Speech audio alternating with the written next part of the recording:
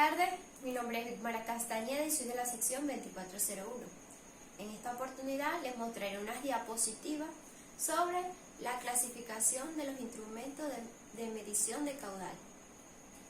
Ok, acá podemos observar la portada, seguidamente la introducción. A continuación se estudiaron las medidas de caudal, sabiendo que un caudal es la cantidad de fluido que circula a través de una sección de un ducto.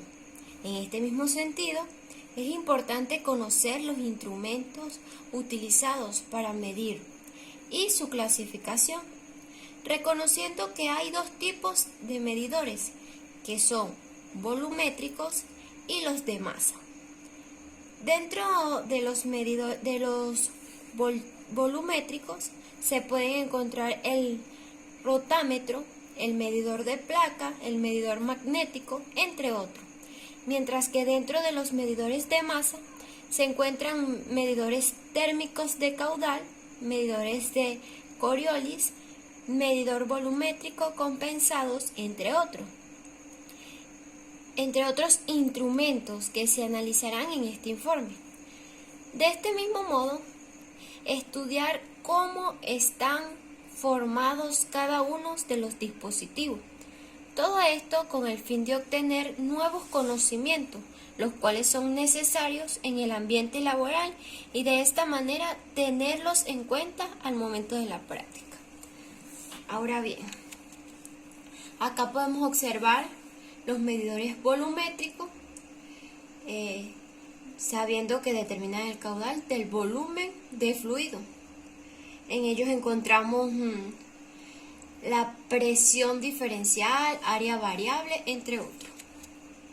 Entre los elementos de presión diferencial tenemos el diafragma, el cual consiste en una placa perforada e instalada en la tubería. De este mismo modo, tenemos las tomas de brida. De él podemos hablar que es bastante utilizado, porque su utilización es cómoda.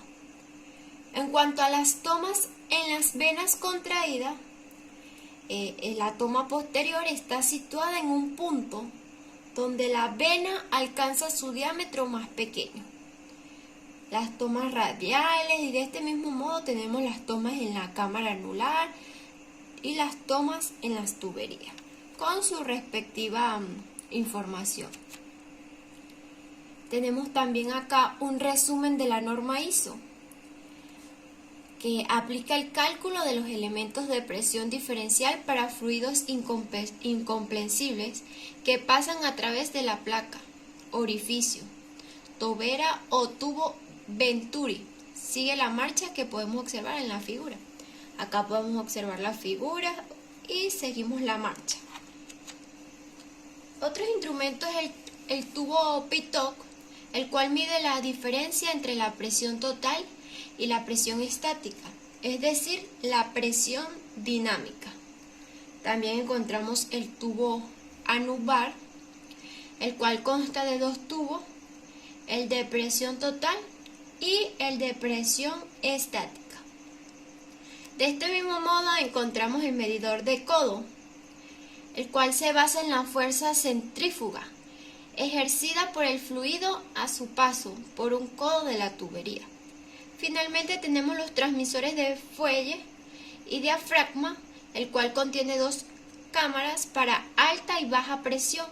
La alta presión comprime el fuelle correspondiente, arrastrando la palanca de unión. En cuanto a los integradores, este está compuesto por neumáticos, electrónicos y digitales. Los neumáticos reciben la señal de transmisión, extraen la raíz cuadrada y la totalizan continuamente en un integrador de 5 a 6 dígitos. Tanto los electrónicos como los digitales integran un valor analógico o un número basado en una selección en segundos, minutos, horas o días. Ok, tenemos la área variable.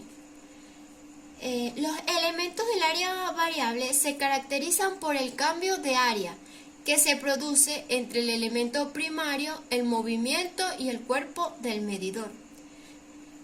En el rotámetro, un flotador cambia su posición dentro de un tubo, proporcionalmente al flujo de fluido. Acá podemos observar el dibujo, ya que es el primer elemento de área variable con flotador giratorio, el cual fue inventado en el año 1908 por Karl Kuppers en Aachen. Acá también podemos ver la velocidad, verteros y venturi. Los verteros más empleados son los siguientes tipos. Tenemos rectangular, triangular, cipolle, el vertedero parcial o venturi.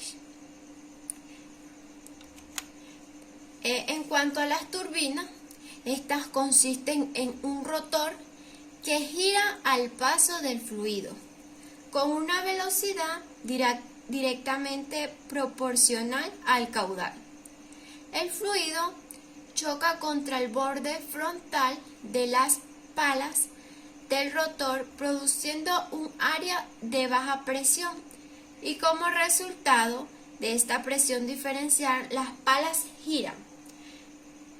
Tenemos también los traductores ultrasónicos, los cuales se basan en el fenómeno ultrasónico, caracterizado por las pequeñas perturbaciones de presión en el seno de un fluido.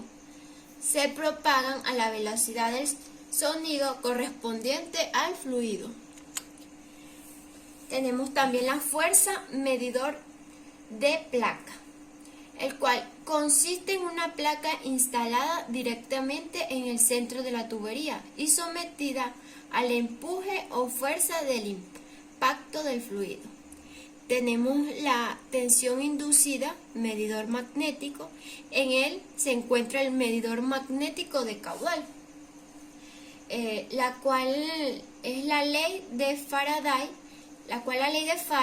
establece que la tensión inducida a través de cualquier conductor al moverse perpendicularmente a través de un campo magnético es proporcional a la velocidad del conductor.